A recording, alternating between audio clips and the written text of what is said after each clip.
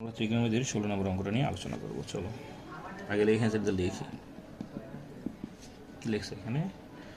10 এখানে কি আছে?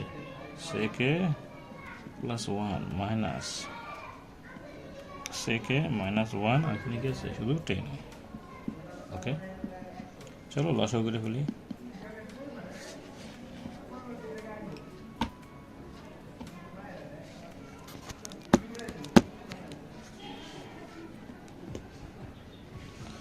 সেকে প্লাস 1 আর এখানে হবে 10। এই সেকে সেকে বাদ দিলে 10 থাকে না, 10 গুণ করলে কী হবে? 10 স্কোয়ার। 10 বাদ দাও, এদের আমরা গুণ করব। সেকে প্লাস 1 সেকে মাইনাস 1। দেখো এখন এখানে তো 10 স্কোয়ার আমরা ফার্স্ট থেকে লিখলাম, এ প্লাস বি মাইনাস বি, তার মানে কি এ স্কোয়ার মাইনাস বি স্কোয়ার।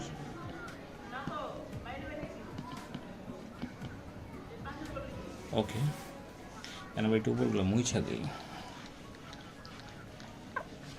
দেখো সেক স্কোয়ার মাইনাস 1 মানে কি 10 স্কোয়ার হবে, এখানেও 10 স্কোয়ার, এখানেও 10 স্কোয়ার, আর নিচে তো সেকে প্লাস 1 আর 10 তো আসছেই, তাই না?